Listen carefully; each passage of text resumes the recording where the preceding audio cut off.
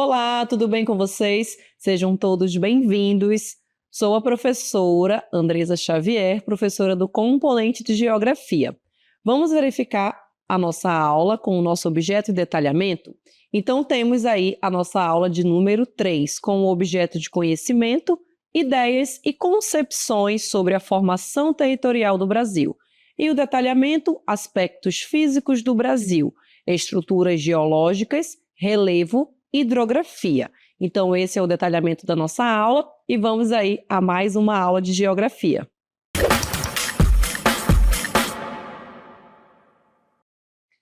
Então, hoje nós teremos aí os aspectos físicos do Brasil, né? Então, nós vamos conhecer um pouco mais do nosso país, vamos conhecer as características relacionadas às estruturas geológicas. Então, nós vamos conhecer um pouco do relevo e também da hidrografia. E vamos rever vários conceitos relacionados a essas estruturas geológicas. E trouxe um mapa para vocês observarem. E aí, nesse mapa, olha, nós temos diversas informações relacionadas a essas estruturas geológicas, onde nós podemos identificar, por exemplo, os relevos ou as formas de relevos, né, que estão presentes no nosso país. E aí a gente vai identificando qual a forma de relevo predominante em cada região ou em cada estado. E também podemos observar a partir da legenda, nós temos aí com relação também a essa estrutura geológica, né, com relação às formas de relevo que a gente encontra no nosso país, nós podemos observar as altitudes, né, predominantes em cada localidade, em cada região, com relação ao nível do mar, certo? Vamos seguir, temos aí mais um mapa para vocês observarem, onde eu trouxe aí algumas informações com relação ao relevo e à hidrografia. E aí na legenda nós temos as formas de relevos, ou como nós temos aí também no título do nosso mapa, né? Relevo, unidades de relevo. E aí eu tenho, nas tonalidades em amarelo, a gente vai encontrar aí a predominância, né, das planícies. Aí eu tenho também, de acordo com essa informação do IBGE, né, com essas características do relevo, eu tenho os tabuleiros, as depressões, as chapadas, temos também os patamares, os planaltos e as serras. Mas, de uma forma geral, as 3 unidades de relevos principais, nós temos planície, depressão e planaltos, tá bom? E aí vocês podem observar, identificando de acordo com cada uma das nossas legendas, né? Aqui, por exemplo, nas tonalidades que estão aí em amarelo, a gente encontra aqui nesse primeiro grupo, vou colocar a setinha, olha. Aqui nós temos as planícies. E aí a gente observa dentro do mapa, né? No Amazonas, a gente tem aí alguma área que está nessas tonalidades em amarelo, então nós encontramos, então significa, né, inclusive, ao longo do percurso aí dos principais rios, né, nós vamos encontrar essas planícies, então eu já classifico, né, essa unidade de relevo. E assim por diante, né? Além também das planícies, a gente vai encontrar outras formas de relevo dentro aí do nosso estado, assim como de todos os outros estados que a gente pode observar. E aí você fica observando, né, as características, observando a altitude, entre outras características que vão influenciar dessas unidades de relevo ou formas de relevo. Vamos aos conceitos? Nós vimos aí o mapa, né, vimos as principais classificações do nosso país, né, planícies, planaltos, vimos também as depressões e agora vamos a alguns conceitos. Temos aí o conceito de relevo, né? O que seria o relevo, né? Como que a gente conceituaria o relevo? O relevo nada mais é, gente, que o resultado de diversos agentes. Então, aqui a gente tem a ação de diversos agentes, onde eles vão ser responsáveis ali em modificar o relevo. Esses agentes, eles podem ser chamados de agentes morfoestruturais ou morfoesculturais, tá bom? Então, são esses os agentes. Pode ser agentes relacionados aí aos aspectos físicos naturais, né, como, por exemplo, a chuva, O homem também é um outro agente que vai modificar o relevo. Então, apenas alguns exemplos. E aí nós temos os morfoestruturais, né? Aqui, então, nós temos o conceito desse primeiro agente. Eles são agentes que vão agir na parte interna. Então, são internos à superfície terrestre, tá bom? Então, aqui o primeiro conceito. E ele depende das estruturas geológicas da Terra. Então, o que que vai modificar o relevo? Quais são esses agentes, né? Como é que eles vão ali agir para modificar uma planície, um planalto, uma depressão, uma montanha, uma serra? Como é que ele vai modificar esse relevo? Então, a partir dessa ação interna, né, a superfície terrestre, e aqui eu tenho os exemplos, olha, por exemplo, o terremoto, as atividades dos vulcões, né, o vulcanismo, dobramentos, entre outros, tá bom? Então, esses são os principais agentes ou principais elementos morfoestruturais ou agentes internos, tá bom? Então, vocês já sabem que os agentes internos são os agentes que nós chamamos, né, que vão modificar o relevo, que nós classificamos como morfoestruturais, certo? Vamos agora para os próximos agentes, que são os morfoesculturais, né? Então, a gente já tem aí uma mudança. Então, vamos ao conceito para a gente entender. Se aqueles lá são internos, então, eu já sei que o escultural, né, ele vai ser o quê? Externo, tá bom? Então, se liguem aí a esse conceito, tá bom?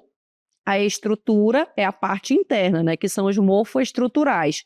Esculturais, eles já vão ali, digamos que esculpir o relevo na parte externa, certo? Então, eles vão aqui modelar, né, ou esculpir, como eu coloquei aqui o exemplo para vocês, a crosta terrestre, através de processos erosivos. Lembram lá de erosão? Ocorreu um processo de erosão ou um processo erosivo, né? Esses processos erosivos, gente, eles agem por meio da ação, por exemplo, aqui, da chuva, que vai ser responsável, né, por modelar o relevo. Aqui nós temos também o vento, a água dos rios, a água dos oceanos. Eles também vão ser responsáveis aí por modelar esse relevo. Então, eles vão remover os materiais ali dos terrenos, tá bom? Então, aqui ele remove ali os sedimentos, né, daquele relevo, e depois ele vai ali transportar transportar esses sedimentos, certo? Então, ele primeiro remove através desses agentes, né? Então, aqui da ação desses agentes, da chuva, do vento, da água, depois ele vai transportar esses sedimentos para um outro local. Então, vocês concordam que ele já vai estar modelando aquele relevo, né? Então, ele vai estar modificando. Esses sedimentos, eles são depositados ali em outras áreas, e isso vai dar origem a diversas formas na paisagem. Então, imaginem ali uma rocha sofrendo ação todos os dias do vento, né? Ela vai ficar ali modelando aquele relevo. Então, ela vai ser responsável em esculpir ou modelar aquela rocha, aquele relevo predominante naquela região, certo? Então, por isso que a gente tem os que nós chamamos de morfoesculturais, né? Eles são agentes chamados de agentes externos e eles vão ser responsáveis também em modelar a crosta terrestre, certo? Vamos agora conhecer um pouco do relevo do Brasil. A gente viu inicialmente aquele mapinha, e aí agora a gente vai conhecer um pouco dessas formas e também os seus conceitos. Nós temos aí que o relevo do Brasil, ele está situado em uma região classificada ali no centro de uma placa tectônica, né? Então, o que que isso significa? Nós classificamos o nosso território, né, o nosso país, como tectonicamente estável, porque ele está no centro de uma placa tectônica, tá bom? Então, por isso que a gente coloca essa classificação.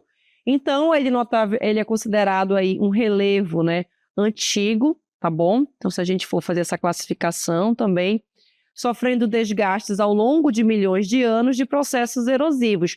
Quando nós temos ali um país que está no encontro de 2, 3 ou mais placas tectônicas, ele está constantemente, principalmente se está tendo ali terremotos, abalos sísmicos, aquele relevo ele vem ali sendo modificado, né, através desses agentes internos, tá bom? Então, o relevo do Brasil ele vem sofrendo nesse desgaste ao longo de milhões de anos através aí do processo de erosão, né, ou dos processos erosivos. E aí, como consequência desses extensos períodos de evolução, nós consideramos aqui as altitudes, que a gente viu lá naquele primeiro mapinha, as altitudes médias, né, do relevo do Brasil. Então, geralmente aqui, olha, a altitude média é quando ela é considerada inferior, né, menor que 1.000 metros, com relação a nível do mar, tá bom? Então, eu verifiquei ali a altitude com relação ao nível do mar. Então, se ela tem 1.000 metros menor, né, ou inferior a 1.000 metros, aí eu tenho essas altitudes médias, certo? Então, apenas para a gente fazer essa classificação e entender um pouco das características gerais do relevo brasileiro. E aí nós temos as principais unidades, né? Vamos verificar quais são? Aí eu coloquei para vocês essa classificação do Jurandir Ross, que é um importante geógrafo que contribuiu bastante, né, para essas características, para essas unidades de relevo, para essa classificação do nosso país, através de um projeto que é o projeto Radam Brasil. Então, eles foram mapeando aí o território brasileiro e fazendo essa classificação, né, tendo conhecimento dessas principais configurações do relevo encontradas no nosso país. E aí ele chegou à conclusão que nós temos 3 principais unidades, né? Que eu tenho aqui os planaltos, as depressões, que eu já mostrei para vocês lá no mapa, né? E as planícies. E aqui, olha, nessa imagem, a gente pontuou para vocês com relação à altitude, nós verificamos aí, né, com relação ao nível do mar. E aí o ponto mais alto, lá no número 1, né, eu tenho aqui as montanhas, eu tenho aqui no número 2 os planaltos, aqui a depressão, no caso aqui a depressão relativa, e aqui nós temos também com o número 4 as planícies, apenas para a gente identificar, né, com relação à altitude de cada um deles. E aí nós temos também que além disso, né, a gente identifica 11 unidades distintas de depressões, né, segundo essa classificação do Jurandir Ross, tá bom?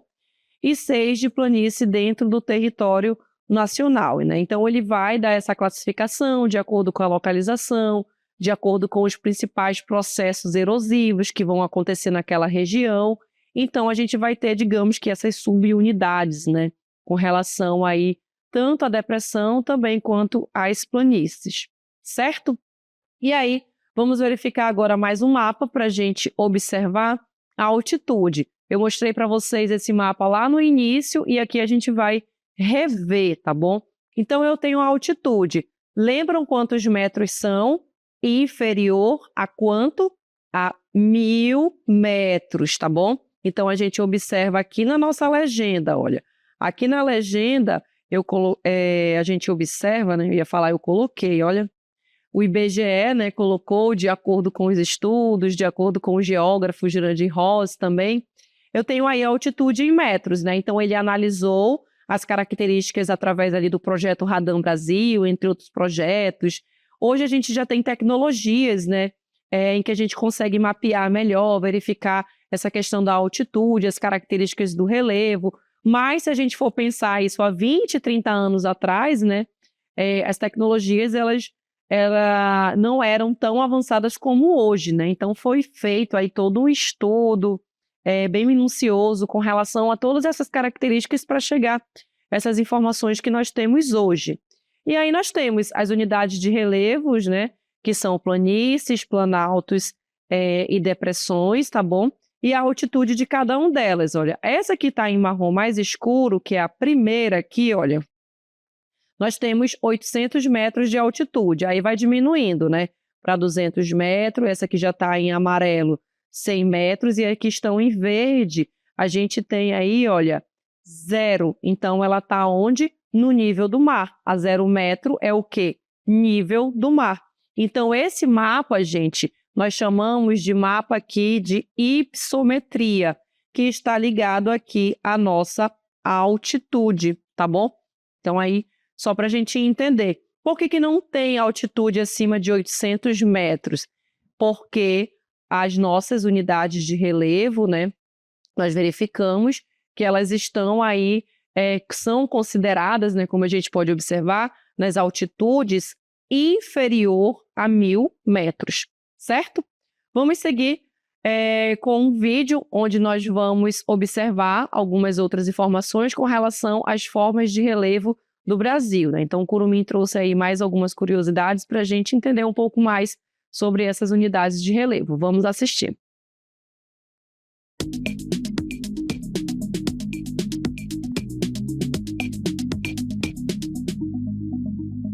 Oi, sou eu de novo, o Curumim, te apresentando as formas de relevos. Tá vendo que coisa mais linda? É um planalto. No planalto, nós vemos relevos mais altos e mais resistentes à erosão. Essa lindeza aqui é uma depressão. Não é a doença não. Essa forma de relevo tem esse nome porque vem do latim depressio, que significa uma forma mais afundada. As depressões são resultados de processos erosivos nas bordas das bacias sedimentares. Cheguei aqui em mais uma paisagem. Tá vendo que estamos em uma zona mais baixa e mais plana? É isso que é uma planície. Elas se formaram, por último, a partir do depósito marinho, lacustre ou fluvial.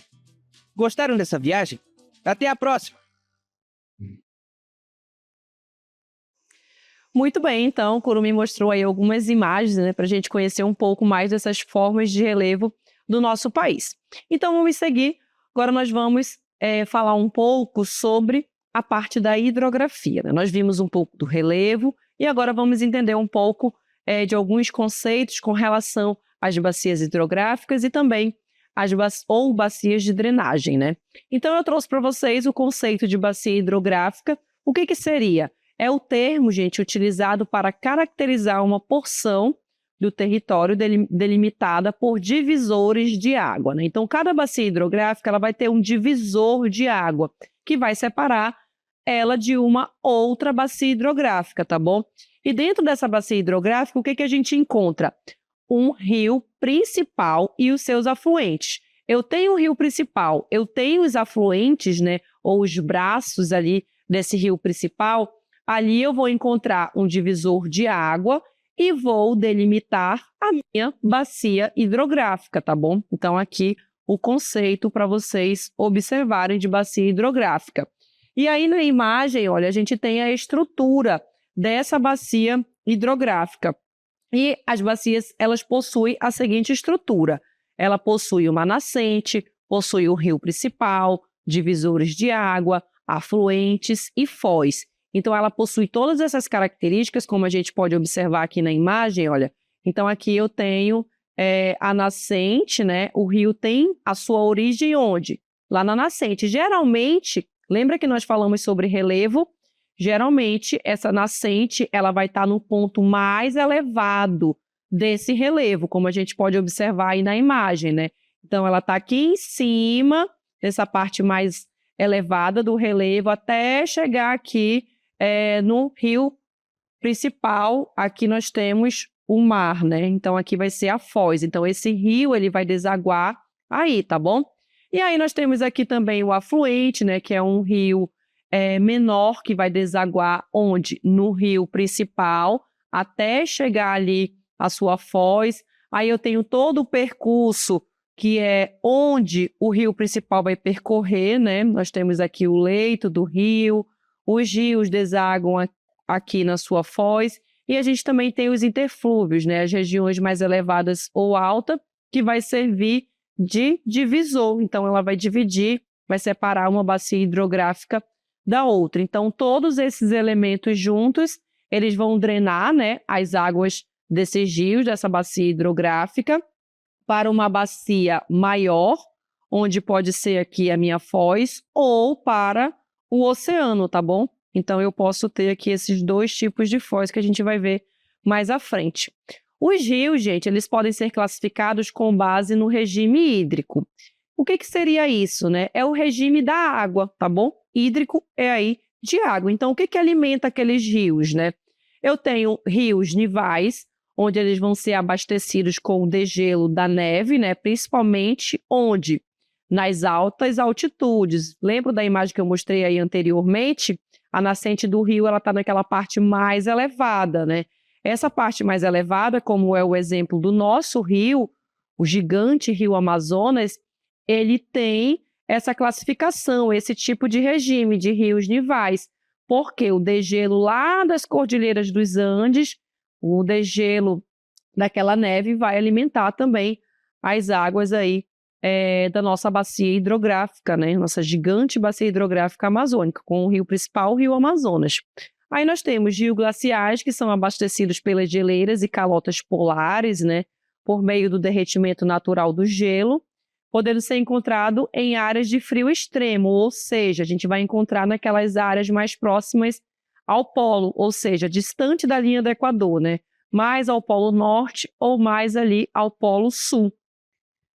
Rios pluviais são abastecidos com água da chuva, tá bom? Sendo as mais comuns pelo mundo. Então, as águas da chuva, elas também vão alimentar ali essas bacias hidrográficas, certo? E aí nós temos também as classificações dos rios, olha. Nós temos rios perenes, rios intermitentes. Nossa, que nome diferente, né, gente? Aqui, rios perenes. O que significa isso? Quando aquele rio ele não seca, mesmo no período da seca ou no período da estiagem, né?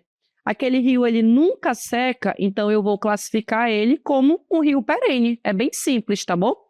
Então, mesmo na época da estiagem, né, no período da seca, aqui eu coloquei um exemplo do Rio São Francisco, o Rio Amazonas, mesmo no período em que está seco, esse rio ele não vai secar, tá bom? Ele vai permanecer ali. Então, a gente classifica ele como perene.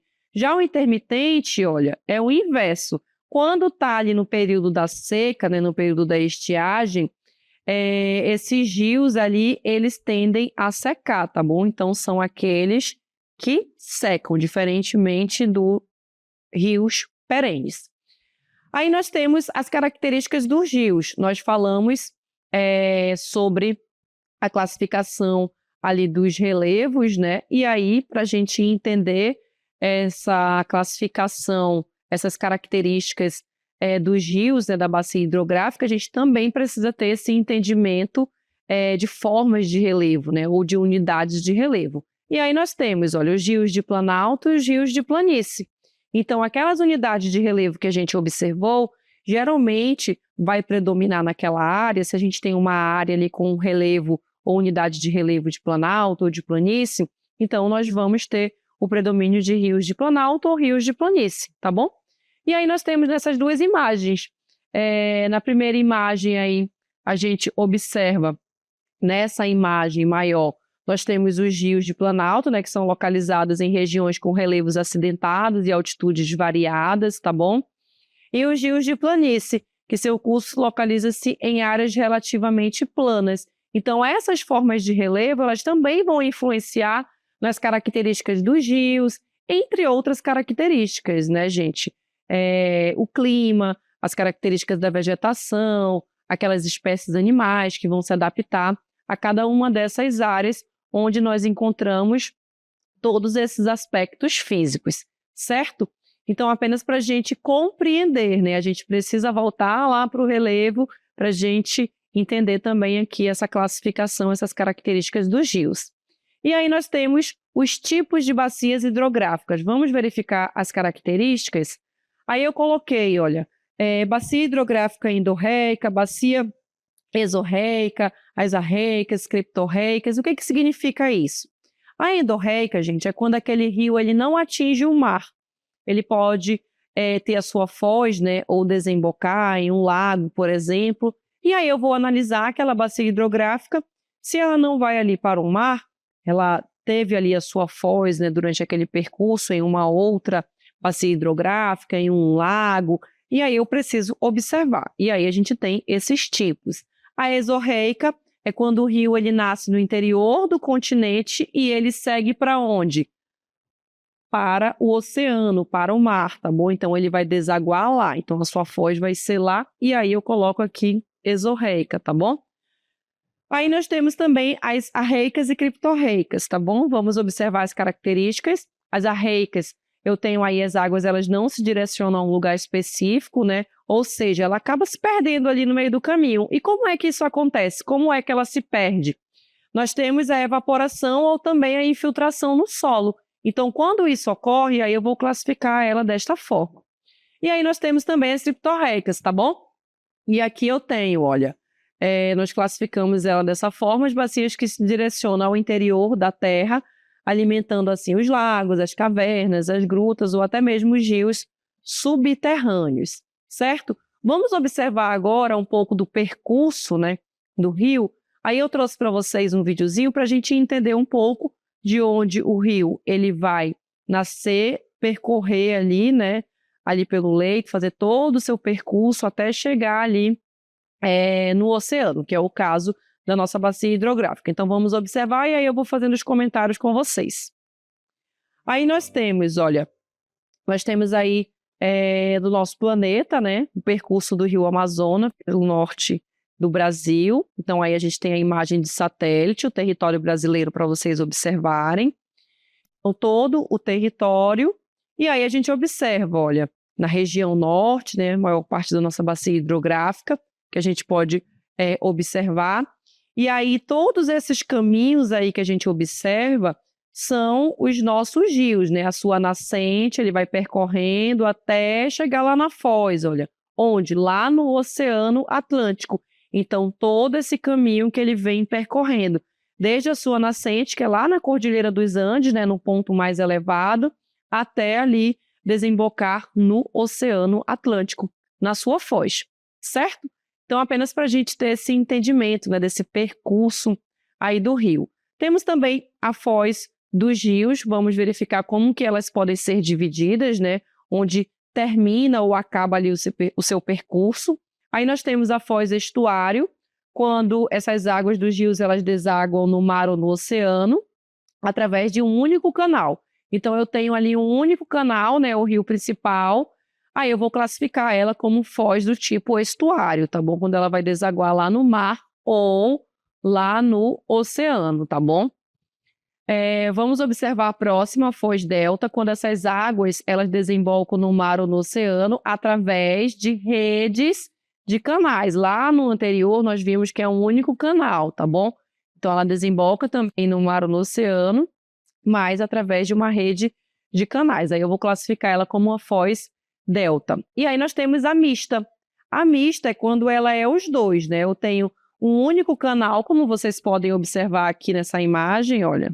Aqui eu tenho um único canal e ela desembocou aqui. Aqui eu tenho um rio principal, mas ela tem aqui, a gente pode observar, olha, ela vai desaguar aqui, vai desaguar por aqui e por aqui. Então, uma rede de canais, né? Como nós observamos lá na foz delta, tá bom?